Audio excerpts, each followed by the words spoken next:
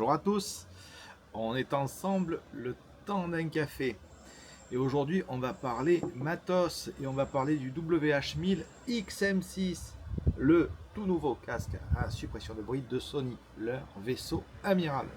Et on va en dire quoi? On va en dire plein de choses parce qu'il y a du très bon et puis il y a aussi du moins bon. Alors, je fais cette vidéo qui n'est pas un plagiat, mais un hommage à Pépé Garcia et à sa chaîne Pépé World que j'adore. Je pense à toi, Pépé, parce que c'est toi qui as inspiré cette vidéo de test. Je fais cette vidéo parce que, justement, il n'a pas encore sorti son test, Pépé, parce qu'il attend, d'après ce que j'ai pu voir dans ses vidéos, une mise à jour du firmware. Moi, je vais quand même en dire deux, trois petites choses de ce casque, parce que vraiment, il y a des choses à en dire. Il y a du très bon et il y a du moins bon. Alors, je garde les lunettes de soleil parce que franchement, d'abord, j'ai le soleil dans la figure et c'est compliqué.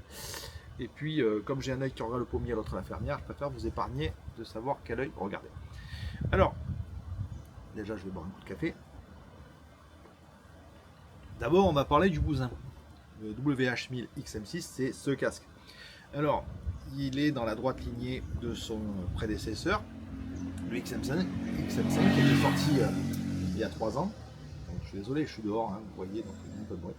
Deux choses. Un, il est livré dans cette housse de transport plutôt jolie, bien faite, avec un système d'attache magnétique qui évitera d'avoir une fermeture éclair qui se détériore.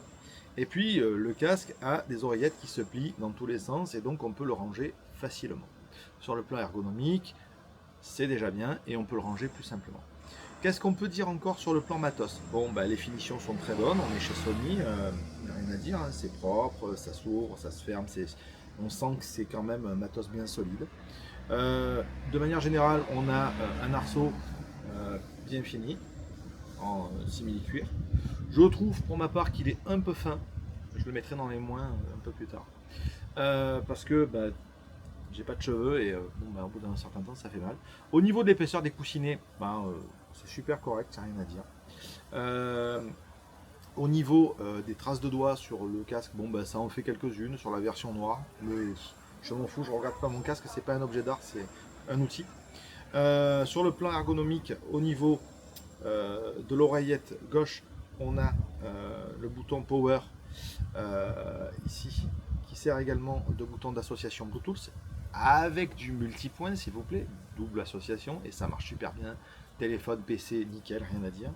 On a le bouton de gestion du NC, de la suppression de bruit. Donc, en fonction de ce que vous aurez paramétré dans l'application, une pression, vous passerez en mode sans suppression, une pression, vous passerez en mode transparent, une pression, vous passerez en mode suppression de bruit, ou en fonction de ce que vous aurez paramétré, vous aurez la suppression puis le mode transparent. Ça, c'est à vous de voir. L'application est là pour ça. Sur l'autre côté, qu'est-ce qu'on a? Non, j'allais oublier. Sur le côté gauche, on a aussi une prise jack. Oui, ça c'est bien. Parce que si vous voulez utiliser un DAC ou un téléphone ou un périphérique qui le propose, le jack, je trouve que c'est cool. Ça c'est simple. On a également le port de charge USB-C. Non, il est de l'autre côté.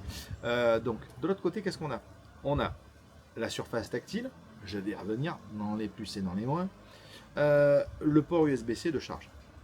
Alors, on va être clair.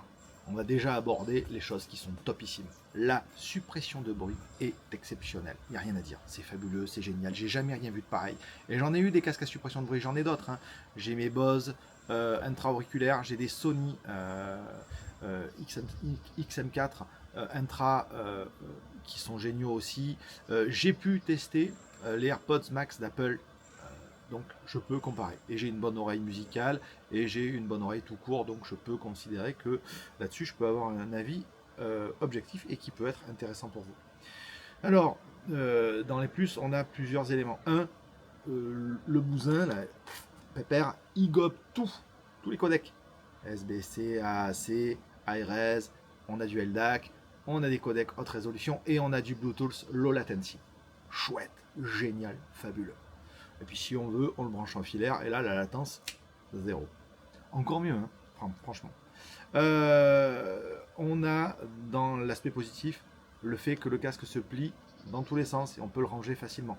On peut également le passer autour du cou, comme je suis en train de le faire, et il gêne pas, on peut plier les oreillettes, on n'est pas étranglé, ça marche bien, c'est cool. Sur la tête, il tient bien. Et même quand on a des lunettes, il tient.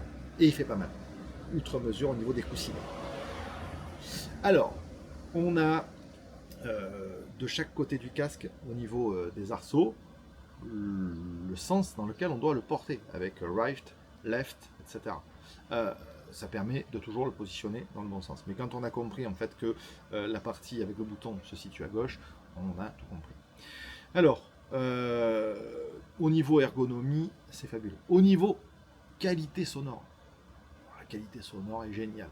Je vous l'ai dit, ça prend tous les codecs et à condition d'avoir la bonne plateforme, hein, type Qobuz ou d'autres plateformes qui proposent de la haute résolution, là vous aurez vraiment une super qualité. La spatialisation est géniale. Chaque instrument est bien séparé. C'est vraiment très bon. C'est vraiment très bon en termes de qualité sonore, c'est génial. Que ce soit en mode classique, que ce soit en mode avec le bruit ambiant, parce qu'on peut avoir le mode mix avec le bruit ambiant. D'ailleurs, il n'y a pas de changement de qualité sonore ou d'ambiance sonore, d'empreinte sonore, quand on active ou quand on désactive le mode transparent. C'est déjà bien, ça c'est cool. Ensuite, on a, dans la qualité audio, je le mets aussi dans les plus audio, on a un equalizer, génial, avec un système d'assistance pour vous permettre de régler l'équaliseur sans compétence, juste sur vos goûts et vos ressentis. À prendre en considération, c'est très bien fait par Sony et l'application est très bien conçue. On a différents modes personnalisés pour l'équalisation, en dehors des modes existants, ça marche très bien aussi. Alors, l'audio est bon, si vous prenez les bonnes sources, c'est très bon. Connectique, comme je l'ai dit, jack, Bluetooth multipoint. Mais, écoutez ça, l'USB-C ne sert qu'à charger. Et non, ça ne sert pas de connectique audio non compressé, etc. Allô Sony, allô, vous n'allez pas nous faire le coup à la Apple et nous sortir un boîtier à 150 € pour qu'on puisse faire ça quand même. Non mais, et puis pourquoi attendre une mise à jour? Ah, mais on peut charger en même temps qu'on écoute, ils nous ont dit. Ah, encore heureux quand même. Enfin, je dis ça en même temps, sur les modèles précédents, vous ne pouvez pas. Donc, ouais, cool, un truc normal qui semble être une game changer de la nouvelle génération. Ouais, bon. Alors c'est vrai, hein, l'autonomie est très bonne, l'autonomie annoncée par Sony est respectée, j'ai pu la tester. Et puis, surtout, en branchant le casque 3 ou 5 minutes, on obtient 3 heures d'autonomie. Si jamais on a oublié de le brancher ou qu'on a une petite powerbank, on peut le faire. Ça c'est cool, franchement c'est sympa, je reconnais que c'est bien. Alors, en termes de qualité sonore, comme je l'ai dit, c'est génial à condition de lui donner les bonnes sources à gober au pépère. S'il n'a pas les bonnes sources, ben, il ne peut pas. Il ne donnera pas la même amplitude. Ensuite, des modes sonores. Il y a un mode qui s'appelle musique d'ambiance et que j'ai alors adoré. Sony nous le vend comme un mode qui permet de se concentrer en activant la suppression de bruit pour être dans une bulle complète. On a une musique, on a l'impression qu'elle est très loin de nous, un peu comme une musique d'ambiance qu'on pourrait avoir dans un supermarché ou ailleurs. Moi je trouve ce mode génial parce qu'on a l'impression que le son est projeté devant nous et quand on regarde une vidéo, et j'ai fait l'essai, eh ben, on a l'impression que le son sort du téléphone ou de la télé qu'on est en train de regarder ou de l'écran. Et c'est carrément exceptionnel. Je ne sais pas comment l'algorithme arrive à créer cette spatialisation, mais c'est génial. En termes de son, on peut également, on a de l'audio 360 degrés qui marche plutôt bien en mode cinéma, à condition d'avoir scanné ses oreilles avec l'appareil photo, d'avoir fait les paramétrages adéquats. Mais ça marche super bien et le positionnement de la tête, la spatialisation est très bonne. Franchement, rien à dire. Là-dessus, Sony fait toujours du bon boulot et on a toujours eu un bon résultat. Rien à dire. Sur le plan suppression de bruit, on va faire un gros point là-dessus, un gros focus. Comme je l'ai dit, on va pas tourner autour du pot, la meilleure suppression de bruit qui m'ait été donnée de voir, tout court. Le meilleur mode transparent qui m'ait été donné de voir, tout court. Voilà, sur tous les modes, le mode transparent est tellement génial. En plus, soit on l'active via la gestion du NC sur le bouton, on passe du mode transparent au mode occulté, soit on laisse l'algorithme gérer ça en fonction de nos habitudes, en fonction du fait si on marche ou pas, parce que là aussi ça marche super bien et Sony fait un boulot fabuleux. Allô Bose, vous devriez prendre des leçons là-dessus, parce que Sony, ils vous dépassent, ils sont à des années-lumière de vous, rien à dire, c'est fabuleux, ça marche. Si vous n'avez pas envie de laisser l'algorithme gérer vos habitudes, vous gérez le son manuellement et l'occultation avec le petit bouton sur le côté, ça marche aussi très bien. On a accès aux assistants vocaux, Google et autres via le casque, ça marche super bien. On va aussi parler sur la partie audio de la captation sonore des micros quand on prend un appel. Alors, je vais le dire, hein, c'est clair, c'est la première fois qu'un casque sans perchette, parce que d'habitude j'utilise des oreillettes, mono-oreillettes avec des perchettes, Plantronic et autres, Voyager, etc., ou d'autres marques. Sinon, je n'ai pas le même résultat. Ben là, je dois reconnaître que même dans un environnement plutôt bruyant, ça marche bien. Les micros, il y en a partout, ça marche bien. À condition, je le précise, d'avoir bien positionné son casque sur sa tête, qu'il ne soit pas trop en avant, trop en arrière, pour que les micros et les faisceaux des micros soient bien positionnés. Il faut être vigilant. C'est génial. Là-dessus, c'est génial. Alors, dans les plus, on a la qualité sonore, la spatialisation, la gestion via l'application automatique, fabuleux, génial. On a l'équalisation paramétrable et on a la suppression de bruit qui est exceptionnelle, comme je l'ai dit. Le mode transparent, suppression de bruit, la captation des micros, tout ça c'est parfait et les finitions sont vraiment top. Et le fait que le casque soit pliable est aussi très bien.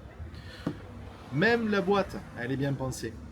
La housse de transport, parce qu'on a une attache magnétique qui évite d'avoir des fermetures éclairs qui, avec le temps, pourraient, ouvrir les guillemets, s'abîmer. Là, il y a moins de chances que ça se produise.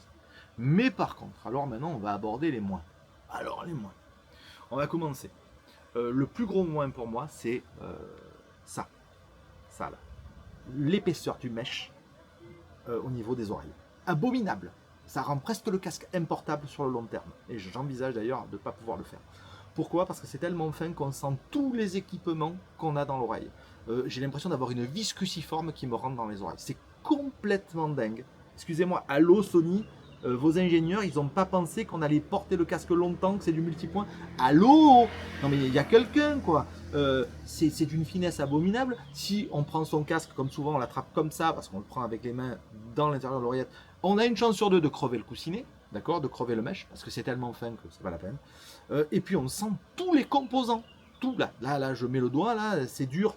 C'est du métal, là, c'est abominable. On sent les micros, on sent tout, on sent les drivers. Ça fait mal, on a l'impression que c'est une vis cruciforme. Allô, quoi, les mecs, stop.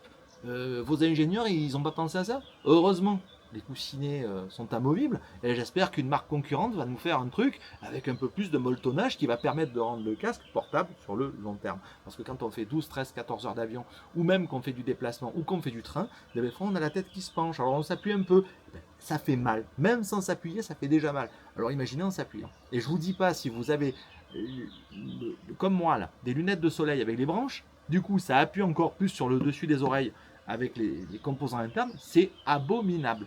Non, non, mais allô Sony, on fait plus ça quoi, vous êtes les seuls en plus, j'ai pu voir d'autres casques. Apple, le mesh il est génial, il est bien rembourré, il y a de l'épaisseur, mais putain, au prix qu'on paye le casque, 450 €.